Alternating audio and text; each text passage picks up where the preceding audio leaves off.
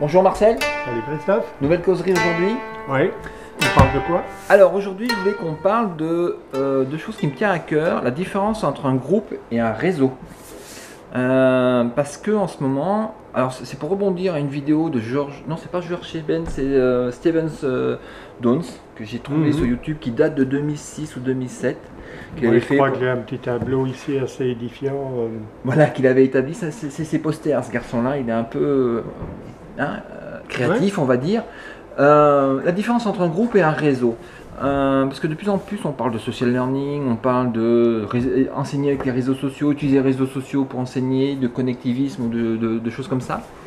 Et je trouve qu'il a abordé des choses qui sont super intéressantes et à mon avis super importantes dans cette discussion. C'est les différents mécanismes qu'on peut observer entre un groupe et un réseau social. Enfin, un réseau, les mécanismes de réseau sont complètement différents. Et là, je suis pas sur tous les points d'accord avec lui. Bon, il y a des choses un peu extrémistes, mais il y a des processus complètement différents entre ce qui se passe dans le groupe et ce qui se passe dans le network, dans le réseau. La première grande différence, c'est la taille. Évidemment, un travail de groupe, c'est 3, 4, 5, 10, 20 personnes. Ouais. Ça, c'est un grand groupe. maximum. Une classe, un amphi, allez, 100 personnes, dans lequel on peut refaire des groupes. Et un réseau, aujourd'hui, il n'y a plus de limitation. C'est 700 millions de personnes. Et donc, qu'est-ce qui se passe quand on a des tâches à effectuer, des travaux à faire, dans le cadre pédagogique éducatif? Qu'est-ce qui se passe? Quels sont les mécanismes qui se passent entre les individus qui sont dans un réseau? Alors, concrètement, lui, Downes, il dit, voilà, dans un groupe, le groupe, il a une unité. Oui. Une unité de classe, une unité de lieu, une unité de temps, de génération, de temps et des choses comme ça. Ça a une unité. Le réseau n'a pas d'unité.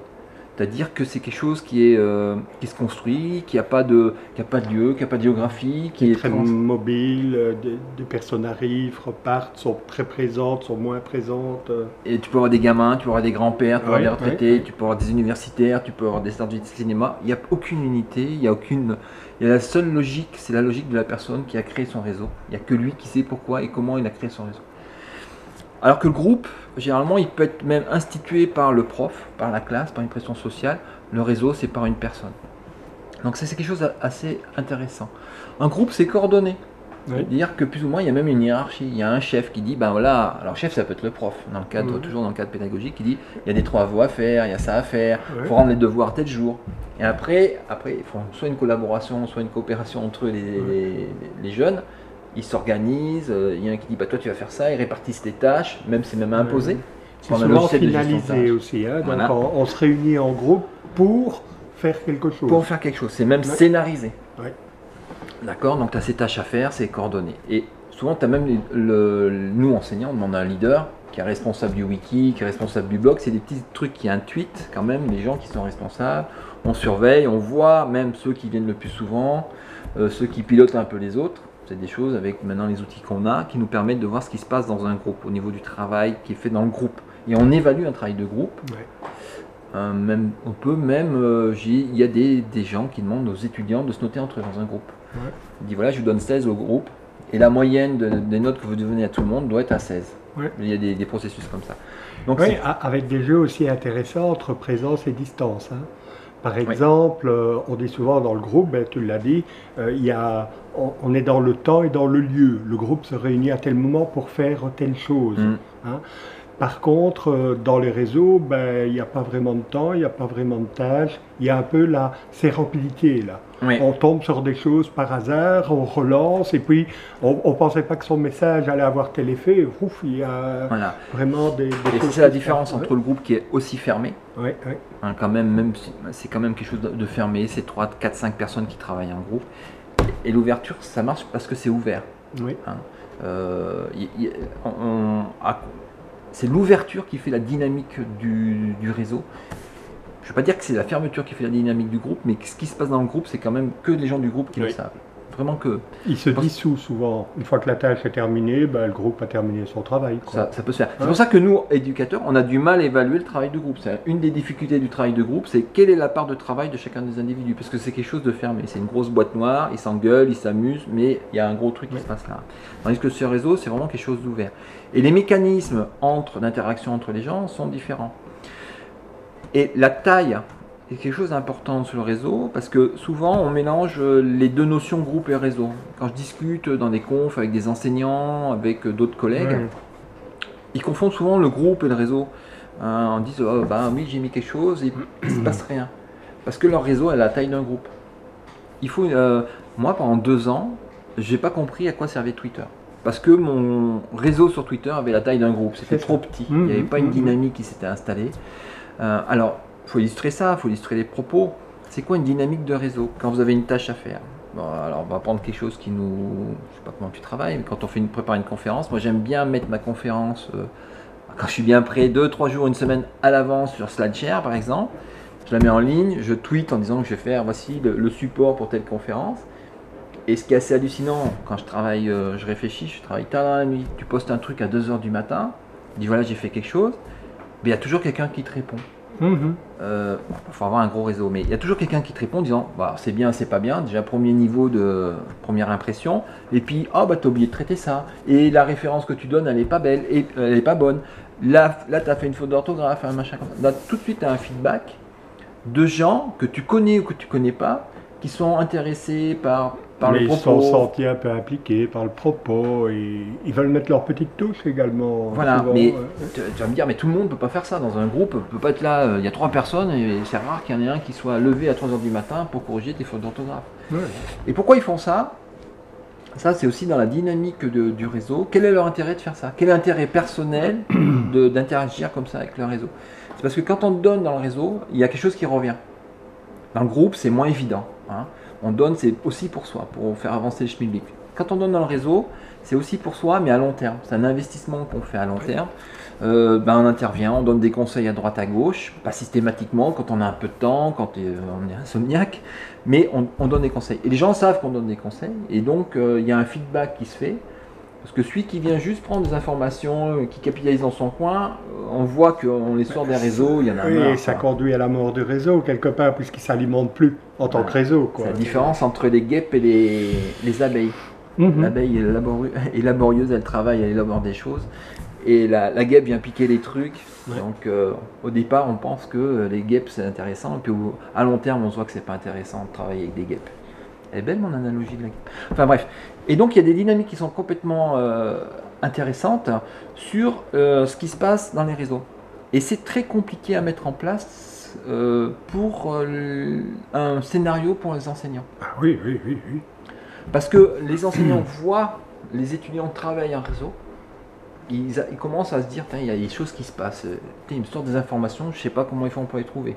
Il a trouvé un truc, une vidéo, ça c'est intéressant. Donc on commence à avoir des profs qui se disent, comment ils travaillent mes étudiants? Et donc il y a des étudiants qui ont des gros réseaux, pas tous. Hein. Il y en a qui ne veulent pas y mettre les pieds, il y en a qui ne veulent pas en entendre parler. Mais on commence à avoir des étudiants qui ont des gros réseaux, qui s'inscrivent dans cette dynamique-là pour aller chercher l'information, pour se dire, il faudrait dépasser le cadre de la classe quelque part. Sinon, de nouveau, tu n'as que 20 personnes et c'est pas suffisant pour que quelqu'un se dise tout à coup je vais réagir et qu'un autre se dise tiens, ce qu'il dit est intéressant, quoi. Donc il y a la question de masse critique, comme tu disais bien, la question du temps aussi. Hein. Si l'école est une école dans laquelle les cours se donnent à des moments donnés, avec des travaux à des moments donnés, etc., l'idée même de réseau, comme tu viens de la présenter, elle n'est pas jouable quelque part. Mais si on accepte de dire que le temps de la formation n'est pas seulement que le temps de l'école, hein, je pense à tous ces développements autour de l'apprentissage toute la vie durant, hein, le lifelong learning, etc., à ce moment-là, ça prend une autre dimension, un peu comme si le groupe se donnait de l'espace pour devenir un réseau, quoi. Et ça devient évidemment des choses intéressantes, mais terriblement difficiles à mettre en place. À moins de... C'est un investissement à long terme, hein, oui, c'est pas quelque chose on travaille dans le long terme, oui. Et là, la chance qu'on a en ce moment, c'est... moi, je vois que beaucoup de personnes, des enseignants dans l'université, utilisent quand même Facebook, même s'ils ne le disent pas, mais d'un point de vue personnel. Et ils ont fait leur réseau personnel. Et le réseau professionnel, il y a des outils comme Viadeo, LinkedIn, mais... c'est vraiment axé pour chercher du boulot, c'est vraiment boulot. On n'est pas sur cette dynamique d'échange d'informations, de partage qu'on a sur Twitter, qu'on a sur SlideShare, qu'on a sur des réseaux comme ça. Et là, depuis le début d'été, on a un nouveau outil qui est Google+, Oui, Et oui. moi, je pense qu'on va un peu pousser les profs à partir un peu sur cet outil-là pour construire justement le portfolio que je donne. La partie que je donne, ça serait plutôt mon portfolio professionnel. Dans cet outil-là, où on peut vraiment gérer ce qu'on monte et ce qu'on monte pas. Et donc c'est une chance qu'on peut avoir, donc on verra plus tard si ça marche ou ça marche pas, comme pour gérer son réseau professionnel, aussi bien pour la recherche que pour l'enseignement, parce que il y a une vraie dynamique. Quand on prépare un cours, il y a une référence, je suis pas sûr. Alors je peux t'envoyer un mail, mais quand je suis en train de préparer mon cours, bon, il est tard dans la nuit, tu vas pas me répondre avant 2-3 jours, et puis tu vas me dire, j'ai pas le temps, je réponds pas. Donc il y a une vraie dynamique à poser une question par exemple sur Twitter et avoir un retour. Et il faut pas avoir peur non plus, on sait pas, on n'a pas la science infuse. Moi j'aime bien vanner les gens, leur dire, ouais, tu connais pas ce site web là, mais il y en a plein que je connais pas. Tout à fait. C'est illimité comme connaissance. Donc avoir ce truc donnant-donnant. Après, je sais que certains enseignants, ou plutôt les chercheurs, n'aiment pas trop se mettre en posture je sais pas. Mais bon, moi ça me gêne pas, ça me dérange pas de jouer ce jeu-là. Et les gens, ils sont même contents d'apporter des choses, et puis moi je suis content de leur apporter des choses. Mais je dirais, pour relier à des thèmes que nous avons déjà travaillés, j'ai l'impression que le travail de groupe, avec le caractère réducteur que tu as un peu expliqué tout à l'heure, et on est toujours dans la métaphore, hein, quand on a deux concepts comme ça, on accentue les traits pour mieux pouvoir les différencier, mais j'ai l'impression que certains travaux de groupe sont une réelle perversion de ce qu'on appelle l'apprentissage collaboratif. Je pense que l'apprentissage collaboratif, comme ça a été défini, ou en tout cas dans lequel les idées se trouvaient déjà comme des Vygotsky, etc., je crois qu'ils sont plus proches de l'idée de réseau que de l'idée de groupe. Hein, parce que Vygotsky disait, l'apprentissage, c'est dans une approche socio-historique finalement, avec des personnes qui ont des parcours différents, et c'est ça qui fait finalement la construction de l'enfant qui s'affilie aux valeurs, aux connaissances, aux façons de faire d'une société. Un travail de groupe en classe qui dure 2 heures, c'est quand même pas ça. C'est donc pour moi plus proche de l'idée de réseau. Quand on regarde maintenant l'idée du travail en groupe tel qu'il est défini, il y a des chercheurs qui ont travaillé là-dessus, et tout de suite on met l'idée d'interdépendance. Hein, quand on voit les trucs de l'apprentissage collaboratif en groupe, on va parler de l'interdépendance, qui peut être positive, ce qui veut dire je vais réussir si les autres réussissent aussi, ou négatif, je vais réussir si les autres ne réussissent pas. Et donc là, on a vraiment inscrit dans les termes, dans les recherches, cette idée d'interdépendance quand on est dans un groupe. Quand on est dans un réseau, on n'est pas interdépendant. J'ai envie de regarder les messages de Christophe Battier, je les regarde. Il y a la moitié, je comprends d'ailleurs pas ce qu'il raconte, l'autre moitié, enfin non, le quart suivant, ça ne m'intéresse pas. Et puis tout à coup, oh, il y a quelque chose d'intéressant. Et je vais mettre un petit message. Je ne vais pas mettre 3 pages de texte, je ne vais pas faire un rapport de 10 pages, mais un petit message qui apporte une petite couleur en plus. Et des petites couleurs qui arrivent comme ça.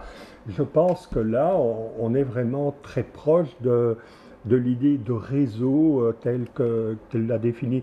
Donc, encore une fois, c'est vrai que ce sont deux termes qu'on confond souvent. Quand on entend les profs, ils disent « je fais travailler les étudiants en réseau ». Ben non, c'est en groupe. Et ça me fait penser également, tu sais, à cette pensée de McLuhan qui disait « le média et le message ». Hein, donc, c'est-à-dire l'outil que l'on utilise pour transporter le message, c'est déjà une partie du message. Ouais. Et finalement, quand on regarde avec le réseau ou les outils, hein, tu as parlé de Twitter, de Google+, etc., ils sont quand même très différents des outils de groupe habituels. Ouais, les outils de groupe habituels, c'est une table, des chaises, éventuellement un tableau, etc.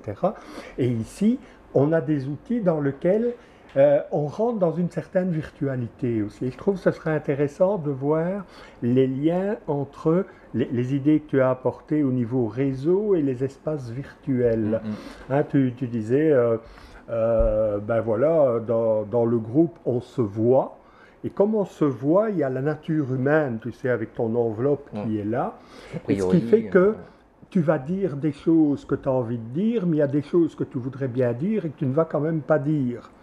Je pense que les outils tels qu'ils sont utilisés dans les réseaux actuels, ils te libèrent un peu de ces éléments-là, ils permettent de t'exprimer beaucoup plus facilement, beaucoup plus profondément, souvent, j'ai envie de dire, plus avec ses tripes, quoi. Donc là, il y a des choses certainement à creuser. La jonction entre le groupe et l'école actuelle, ben, il n'y a pas de problème. J'ai 20 étudiants, je fais 5 groupes de 4, bon, voilà, c'est naturel. Et ils vont se réunir le mardi de 12 à 14 heures, ça va aussi. Et je préparerai un local. Quand on est dans le réseau, on est beaucoup plus dans l'incertain aussi. Hein, tu l'as dit toi-même. On envoie un message à Dans les 5000 nuages, personnes dans le cloud. dans le cloud, Ah oui. et il t'en revient 2, quoi. Ouais. Et ça dit tout de suite qu'il y a un effet d'échelle important. Oui. Parce que si tu acceptes de faire justement une réduction à l'échelle, ben, si tu as 3, 4, 5 réponses, 10 réponses avec 5000 amis, ben, si tu n'en as que 10, il y a peu de chances que tu aies une réponse, quoi.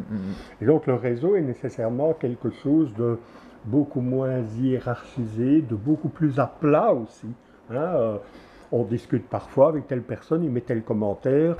Moi, je ne sais même pas s'il est prof, s'il est étudiant, s'il est ouvrier. Mais tu peux aller le voir, mais on s'en fout, mais Oui, on peut aller le oui. voir, on peut aller voir, le créditer, c'est-à-dire il est bien, il n'est pas bien, je partage son avis, te dire celui-là, c'est un peu l'irréputation, la Ouais, irréputation. la irréputation.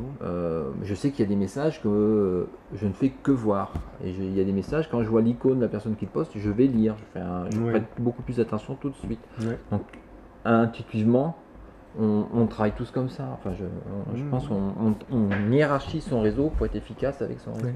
Mais les groupes peuvent utiliser des outils de réseau, Oui, mais sans devenir un réseau, voilà. quelque part. C'est pas les mêmes processus, Et- les mêmes mécanismes. Autrement, parce que moi, ce que j'aime bien, c'est pas tellement caricaturer les termes, mais essayer de voir quelles sont leurs interactions. Et un réseau peut devenir un groupe. Mhm. Par exemple, moi, ça m'est arrivé, des personnes que je ne connaissais pas, j'avais leur petite image avec des choses, et à un moment, on échange, et à un moment donné, ben, c'est surtout Marcel et Eric qui communiquent, et puis à un moment, on se dit, et si on se voyait? Et on se voit et on décide de faire quelque chose ensemble, on devient un groupe. On a finalisé, on a quelque part sublimé l'idée de réseau, elle redevient un groupe, finalisé une tâche. Et un groupe peut devenir un réseau.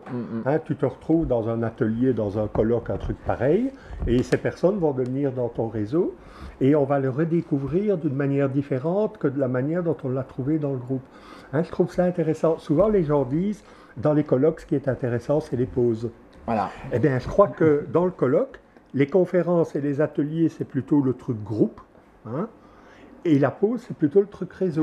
On peut bouger, on a son café en main, les mots qu'on va utiliser sont différents. Quand on fait une conférence, il faut utiliser les bons les mots. conférenciers ils posent leur cravate après la présentation, et là on peut enfin leur discuter avec eux. Exact. Et donc on voit ces mutations. Et je crois que c'est les mutations qui sont intéressantes. Donc pour moi, le lien avec la virtualité me paraît aussi intéressant. Et c'est pour ça que c'est important à mon avis de ne pas couper les réseaux dans les écoles. J'ai une journaliste du Monde une fois qui m'a appelé, mais il dit monsieur, ils utilisent Twitter dans les écoles.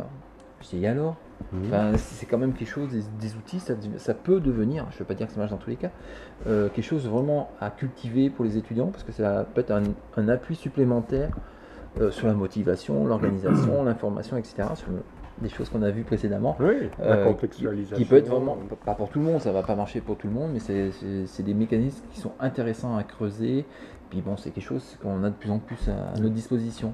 Mais l'école doit vraiment, je pense, je l'ai déjà dit souvent, changer. Hein. Si l'école veut rester une école dans la société actuelle, avec, et parfois c'est un petit peu faucheton, hein, les compétences qu'on met en avant de créativité, d'échange, de collaboration, d'apprentissage toute la vie durant, il n'y a rien à faire. Une école qui développe plus les compétences que les connaissances. Mais ça demande que les murs deviennent transparents, quoi, que l'école s'inscrive dans un réseau socio-historique au sens de Vygotsky, quoi, au sens de la société, plus ouvert à la rencontre, et malheureusement l'école est souvent fermée. Hein, tu disais le groupe fermé, le réseau ouvert, l'école fermée, une société voulue ou envisagée beaucoup plus ouverte, etc. Donc n'ayez pas peur de vous ouvrir. Il faut que j'arrête de taper sur la table, ça fait du bruit pour les gens qui... Oui, mais c'est une façon de dire que... bon. Voilà, je suis un peu autoritaire des fois. Donc certainement un boulot à faire, en étant un peu contradictoire, en évitant de confondre les concepts. mais en évitant de trop les distancier parce qu'ils peuvent s'enrichir l'un l'autre. Moi, je trouve que c'est une bonne chose. Donc, j'ai vu que tu avais déposé un beau PowerPoint sur SlideShare. Il faut encourager nos auditeurs à aller le voir. Oui, il faut que je le complète et je mettrai ça en complément de la conversation qu'on fait là. Et tu vas voir que c'est un élément que je jette dans le réseau et après c'est repris dans des blogs, dans des machins. Je reçois des mails longs comme ça. Bon, je les lis, hein, j'essaye. Mais c'est intéressant aussi, tu vois, on apporte, cette conversation apporte quelque chose dans le réseau et il y a une réaction et qui n'est pas limitée dans le temps. Tu as vu par exemple la mayonnaise qu'on a fait en 2008, la vidéo, on a fait une vidéo sur la mayonnaise, a été reprise dans un article, dans un TOT je crois récemment, et ça reprend les discussions, les élaborations, en s'appuyant sur tous les messages qu'on avait dans des blogs, si loin, si proches, ou des choses comme ça. Oui, il n'y avait pas que la mayonnaise, il y avait l'ordre et le désordre. Hein. Voilà, l'ordre dans le groupe, le désordre dans le réseau, et cette interaction entre les... Mais attention, hein, parce que c'est vrai, quand je dis ça là comme ça, l'ordre dans le groupe, désordre, on dit c'est un peu caricatural, qu'est-ce que c'est cette histoire? Le réseau, c'est pas le désordre. Encore une fois, j'ai bien dit que l'ordre pouvait naître du désordre et que l'ordre un peu trop, tu sais, qu'on essaie de comprimer, peut créer le désordre également. Donc, encore une fois, je pense que c'est dans l'interaction des concepts qu'on va arriver à faire des choses intéressantes. Bon, on va arrêter là parce qu'on a été long là aujourd'hui. Oui, on est bavard. Hein. Ouais. Bon. Allez, à la Merci prochaine. Marcel, à la prochaine.